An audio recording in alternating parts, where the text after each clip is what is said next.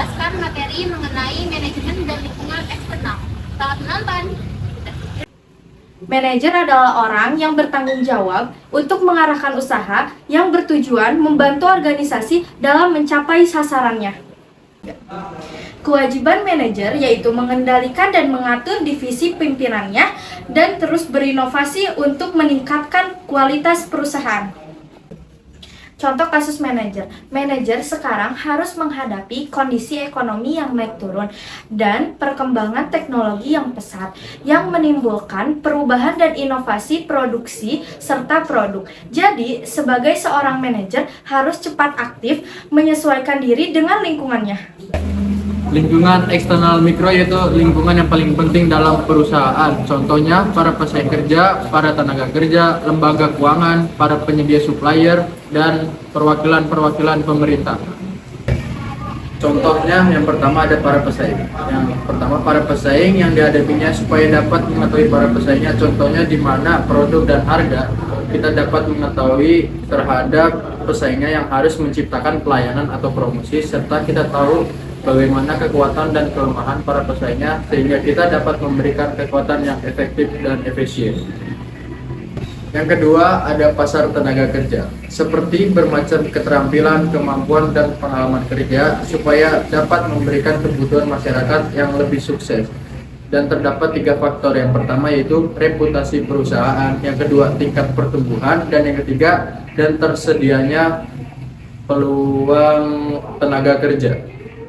Yang ketiga ada lembaga keuangan, yaitu kebutuhan akan dana dari lembaga untuk membangun fasilitas baru dan memberikan peralatan mesin baru.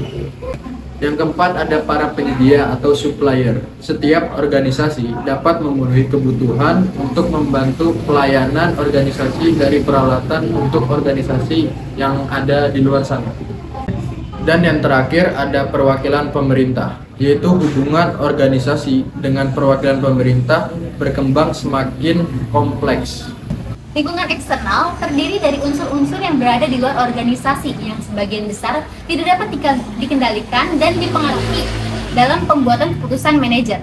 3. Organisasi memberikan masukan-masukan yang dibutuhkan seperti bahan baku, tenaga, dana, dan energi yang berasal dari lingkungan eksternal.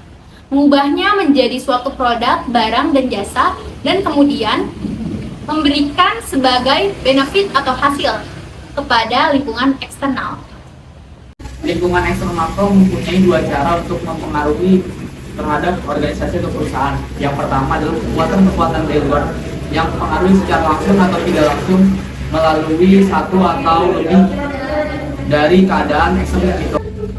Yang kedua adalah unsur lingkungan eksternal makro membuat perubahan iklim yang mempengaruhi organisasi seperti satu faktor teknologi. Faktor teknologi membuat pengaruh perubahan terhadap faktor produksi yang akan dilakukan dan itu akan bersifat jangka panjang. Yang kedua adalah faktor perubahan ekonomi. Perubahan ekonomi ini sangat mempengaruhi terhadap harga jual yang akan diterapkan dan akan mempengaruhi terhadap keuntungan perusahaan. Yang ketiga adalah faktor politik.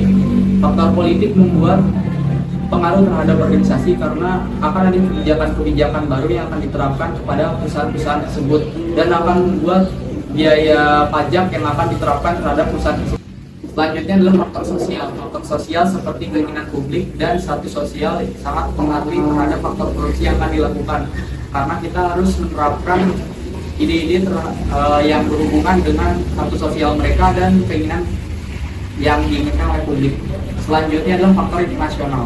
Faktor internasional sangat berpengaruh terhadap organisasi atau perusahaan karena itu akan menciptakan perubahan-perubahan terhadap perusahaan tersebut seperti faktor inflasi uang, mata uang.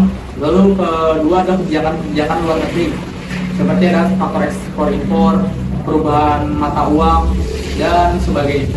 Dari penjelasan mengenai manajer dan lingkungan eksternal organisasi, dapat kita simpulkan bahwa manajer adalah seseorang atau sekelompok yang bertanggung jawab atas pengelolaan sumber daya dan aktivitas organisasi atau perusahaan untuk mencapai tujuan yang telah ditetapkan.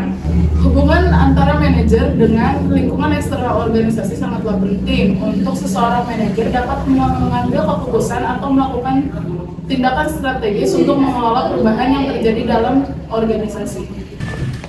Salah satu tanggung jawab yang digunakan oleh seorang manajer adalah tanggung jawab sosial manajer. Tanggung jawab sosial manajer berarti bahwa dalam setiap kegiatan perusahaan, manajemen harus selalu mempertimbangkan dampak sosial dan ekonomi, khususnya di dalam setiap pembuatan keputusannya. Tanggung jawab sosial perusahaan ini merupakan salah satu tugas yang harus dilakukan oleh para manajer suatu perusahaan. Aspek ini merupakan syarat utama bagi berhasil atau tidaknya suatu perusahaan, terutama untuk proyek jangka panjang. Manajer akan selalu dituntut untuk dapat mengimplementasikan etika berusaha atau singkatan dari The Ethics of Manager, terutama dalam hubungannya dengan konsumen atau pelanggan, lembaga-lembaga pendidikan, perusahaan-perusahaan lain, para penyedia, kreditur, pemegang saham, pemerintah, dan masyarakat pada umumnya. Sekian, terima kasih. Sekian pemaparan mengenai materi manajer dan lingkungan eksternal organisasi yang telah kami jelaskan. Kurang atau lebihnya mohon dimaafkan. Wassalamualaikum